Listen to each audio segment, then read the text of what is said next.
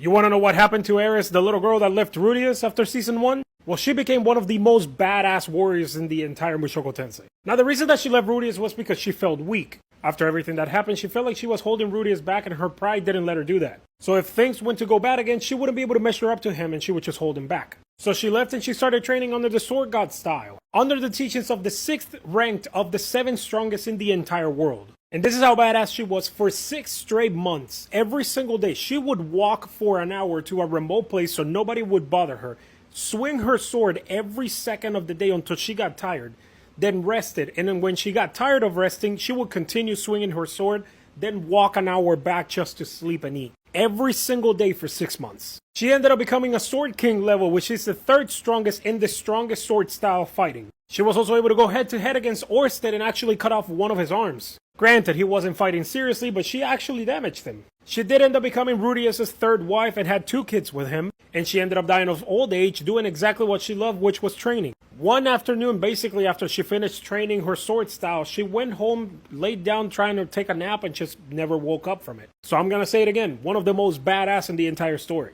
Why did Orsted try to kill Rudeus on sight? Obviously, the answer to this question is going to contain massive spoilers to the lore of Mushoku Tensei, so watch this video at your own risk. I kind of forgot the word for a second. The reason was simple. Rudeus is an apostle of the man god or Hitogami, and Orsted is the sworn enemy of Hitogami that has been trying to kill him for the past more than 20,000 years. So when Orsted showed up and asked him if he knew of Hitogami and Rudeus happily said yes, Orsted just went and made him a donut. Without any hesitation, because Orsted's mission is to kill Hitogami, and killing his apostles helps him with that. In order to do that, in every single timeline that he's in, he tries to kill as many of Hitogami's apostles as he possibly can, as soon as he figures out who they are, because it's very hard to tell who those are since Hitogami basically appears to them in their dreams. They don't actually go around advertising it. But the fact that Rudeus was giving out that information happily, Orsted just took the opportunity to try to get rid of him. The only reason that he didn't was because Nanahoshi asked Orsted to let him live and healed him afterwards. Not much later on, Orsted and Rudeus do end up becoming allies, and they help each other try to kill Hitogami because Rudeus figures out that Hitogami is actually the enemy, but that is way down the line after the rematch.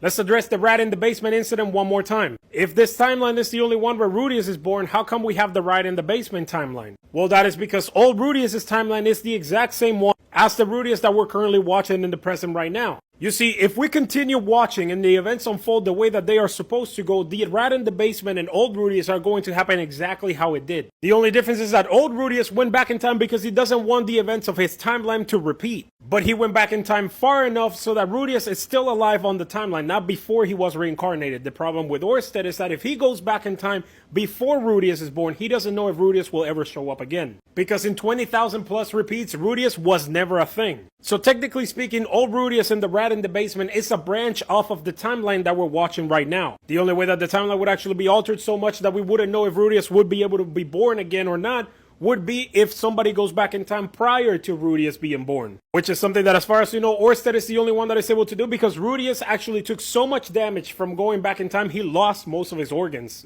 Think of it this way, Rudeus being born is point A in the timeline. The rat in the basement is point B. Old Rudeus went back in time to point A-1. So it's still within the A timeline. It's not a different timeline, they're just changing the aspects of said timeline. And what your comment is telling me is that you did not understand the story of Mushoku Tensei. And the reason that I say that is because Season 2 is about Rudeus learning how to create an emotional connection with someone as opposed to only a physical one. And I get that I'm being basic by saying that you didn't like it because you didn't understand it, but that is actually the case because you didn't understand. Was the ED a big plot point of the story? Absolutely 100%. But Season 2 of Mushoku Tensei does not revolve around Rudeus' ED, but more about his mental health. And the reason that I find this funny is because everybody praises Denji for being the most relatable main character because he's going through depression and mental status in shambles. So people justify all of this. But people are biased towards Rudeus because of the whole thing. He used to be a 40-year-old and then he reincarnated as a kid and then he had a relationship with ERIS. But Season 2 wasn't about the ED. The ED was the surface level of the story. Season 2 was about Rudeus finding himself again, overcoming his depression and his attempts on his own life because he had 2 of them. Right when he first met Counter Error, he was about to give his own life to the bears that were attacking him, but when he saw that they were fighting so hard for their life, he kind of rethought it through and then he tried to help.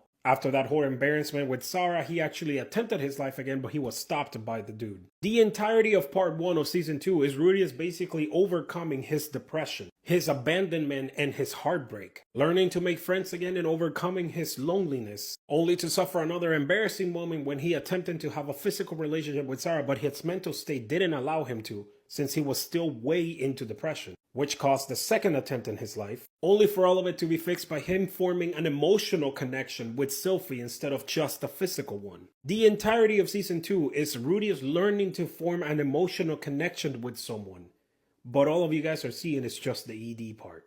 What happened to Zenith is actually much worse than everybody thinks. There was a lot that happened in the latest episode of Mushoku Tensei, and obviously if you guys didn't know by now, this is going to contain a lot of spoilers. I'm definitely not going to talk about Paul's death because I did that in my previous video. I want to talk about what happened to Zenith because she woke up and she just said, and now everyone seems to think that she just lost her memories. But that is actually not the case. It's much worse than that. She has gained the powers of telepathy and she has become vegetative. Basically because of the amount of time that she spent inside of the Mana Crystal, she was able to gain the Miko powers of telepathy, so she's able to read people's minds and communicate with some of them, but no one actually can hear anything that she's saying. The problem is that the only tribe of people that can read others' minds or use the powers of telepathy are the Migger tribe, and Roxy is one of them, but she didn't get those powers whenever she was born. So unfortunately for Zenith, even though she is conscious and she knows everything that's going on around her because she can actually read people's minds and try to communicate with them, nobody in the household actually has the powers of telepathy to be able to talk back to her. Thankfully for Zenith, Rudeus and Roxy's daughter Lara actually has the powers of telepathy and can read the mind and translate for Zenith later on. But for the most part, years and years she spends being basically in a coma and everyone thinking that she is just a vegetable, but actually she can read people's minds and try to communicate with them, just nobody can do it back to her. Let's clarify some things about Mushoku Tensei Jobless Reincarnation because there's a lot of video and controversy going around, and I'm gonna give my 2 cents on it because I actually like the story of Mushoku Tensei.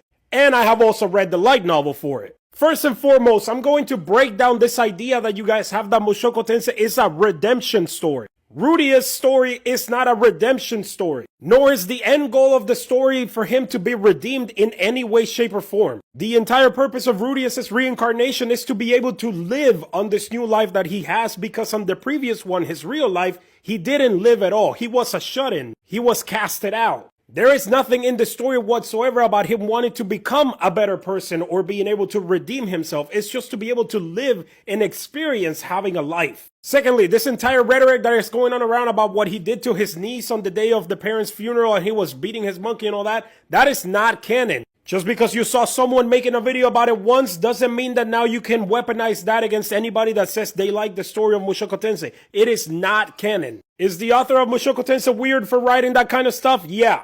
Is that an excuse whatsoever? No, it isn't. Let me say this once and I want you to hear me clearly. People are allowed to like a story and not like the main character of said story. Season 2 of Mushoku Tensei has not been about him curing his ED, has been about emotional development and overcoming trauma. Was it primarily focused a little bit around the whole story of him having ED and curing it? Yes, it was. Is that the proper way to do it? No. But it is about a hell of a lot more than just curing ED with a childhood friend. Massive spoiler about this season of Mushoku Tensei. If Rudeus never went to the labyrinth, would Paul still have died? And the answer to that is actually very complicated. There isn't really any confirmation because we have so many different possibilities and timelines that there's no way to know what actually could have happened. We know that in the current timeline, Rudeus actually shows up to help Paul rescue Zenith, which actually ends up being that Paul starts showing off, doing drastic moves to impress Rudeus because he's the father, you know, he has to. And then he gets himself killed to save Rudeus, and Rudeus ends up losing an arm. However, by the end of Light Novel Volume 14, Hitogami tells Rudeus that if he hadn't shown up, the party would have convinced a random swordsman to help them, since they overcompensated for magic with Rudeus, but what they lacked was the physical damage to be able to battle the Hydra. But instead of getting together with Rudeus, Roxy would have gone together with that other random swordsman because of her savior fetish or savior complex, whatever you want to call it. However, this was also never confirmed to be truth because there is a possibility that Hitogami was just lying to Rudeus, trying to manipulate him like he always is. Also, there was a Q&A that was done with Refugin, the author of Mushoku Tensei. On this topic, there was also a Q&A done with Refugin, the author of Mushoku Tensei, where he stated that if Rudeus hadn't shown up, Paul and Roxy would have died trying to rescue Zenith, and then she would have been stuck on the Mana Crystal for over 100 years until a random party actually rescued her 100 years later. So really, there is no definitive answer because in some timelines, if Rudeus doesn't show up, they rescue her. On other timelines, they die. And when Rudeus shows up, he dies. What did Geese do? Well, he started the beginning of the end for Rudeus. Because today is Mushoku Tensei Day, let's talk about it. No spoilers answer. What Geese did was that he sent a letter to Rudeus asking him for help rescuing Zenith. Because they found out that since the Mana teleportation incident, Zenith was actually teleported into a cave in the Bagarid continent. or a labyrinth for that matter. So some of the party members from Fang of the Black Wolf got together and they went to try to rescue Zenith. But they're encountering a lot of issues because one, they cannot reach her, and two, Roxy is actually missing inside of the labyrinth. So Guy sent a letter asking for help from Rudeus. Spoiler warning because I'm about to talk about massive spoilers, so stop watching if you don't want to be spoiled. The reason that this is the beginning of the end is because he sets up everything for Hitogami right now. And for those of you that don't know this, Hitogami, or Man God, is actually the main villain of the entire story of Mushoku Tensei.